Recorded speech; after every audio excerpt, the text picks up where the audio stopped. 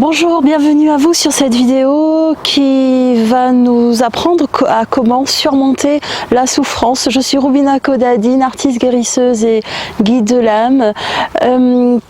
La souffrance, c'est un état prolongé de douleur. La douleur, ça peut être provoqué par des circonstances dans notre vie, ça peut être provoqué par nos pensées, ça peut être provoqué par diverses situations. Mais quand cette douleur se prolonge sur un espace assez conséquent, c'est-à-dire que ça peut être, je ressens cette douleur du matin au soir non-stop, ça peut être aussi le fait que ça me procure des idées noires, ça peut être aussi le fait que ça m'empêche de fonctionner même un peu normalement.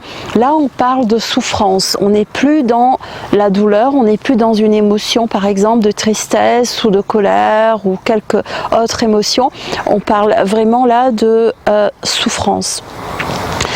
Alors la première étape, c'est quand on sait qu'on est en train de traverser de la souffrance, parce qu'on le ressent. La souffrance, comme je disais, ce n'est pas juste que je suis très triste, que j'ai une peine de cœur ou que je me sens mal, c'est que ça reste tellement à l'intérieur de moi que presque je peux avoir l'impression que je vais mourir. Donc la première chose à faire, c'est de chercher de l'aide. Si cette souffrance, elle est en train de provoquer un mal-être, que vous avez la chance d'avoir un thérapeute ou être accompagné, dans ce cas, absolument prendre rendez-vous. Si cette souffrance est en train de créer un mal physique, absolument allez voir le docteur. Si cette souffrance est en train de vous ronger la tête, que vous n'arrivez plus à manger, etc., appelez quelqu'un à qui vous pouvez faire confiance. Parce que cette souffrance, ça peut ressembler un peu à cette gare vide, ces rails, comme si on ne sait jamais quand le train qui va nous sauver va arriver. D'ailleurs, en parlant de train,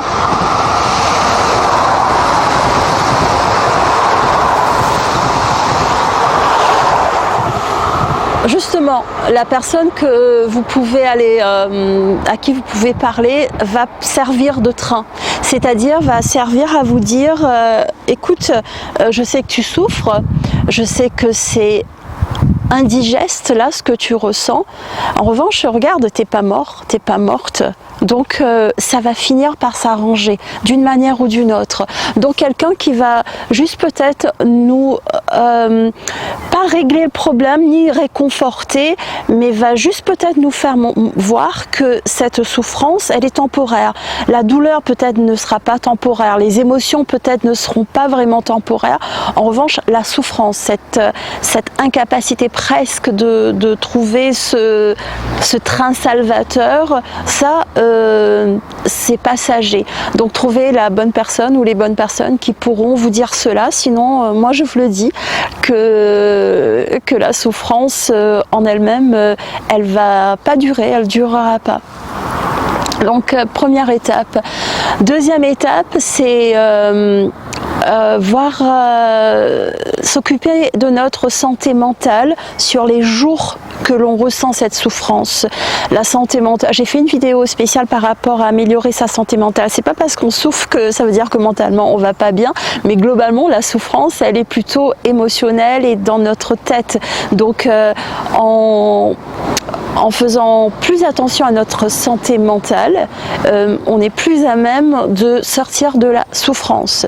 Donc là, je vais mettre la vidéo à la fin de celle-ci qui va apparaître pour améliorer sa santé mentale. Je vais aussi le mettre en lien dans le descriptif ci-dessous.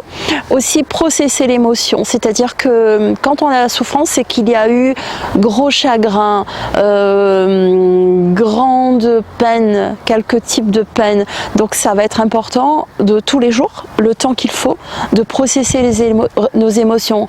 Et vous allez voir dans la vidéo que je vais mettre en lien dans le descriptif ci-dessous que c'est pas un processus aussi simple que ça, que de processer les émotions, parce que souvent, parfois ça va prendre du temps, ça peut prendre des jours, des semaines, voire des mois en fait.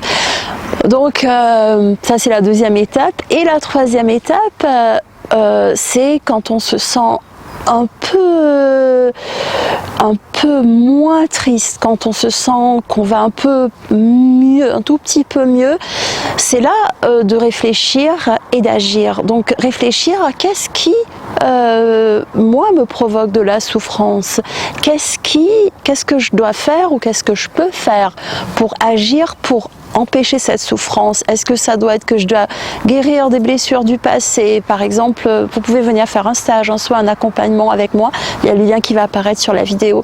Est-ce que ça veut dire que je dois apprendre à me protéger, je dois apprendre à prendre des meilleures décisions? Donc qu'est-ce que je dois faire ou je ne dois pas faire pour empêcher de vivre des souffrances récurrentes? Je redis, la souffrance, c'est la douleur prolongée. Ce n'est pas juste le fait d'avoir des émotions ou des tristesses ou des réflexions ou même de la surcharge mentale. C'est vraiment un niveau au-dessus, si on peut dire, au niveau au-dessus. Mais bon, si vous êtes dans cette situation ou que vous l'avez été, vous savez de quoi je parle. Donc j'espère que cela pourra vous aider. N'oubliez pas de regarder la vidéo qui va apparaître là. Et si vous avez aussi envie, un peu de besoin de vous changer les idées, regardez ma chaîne Instagram, pas ma chaîne, mon compte Instagram pour des peintures. Et aussi likez cette vidéo, laissez-moi un commentaire et abonnez-vous à la chaîne si vous n'êtes pas encore abonné. Et merci pour votre écoute, à bientôt.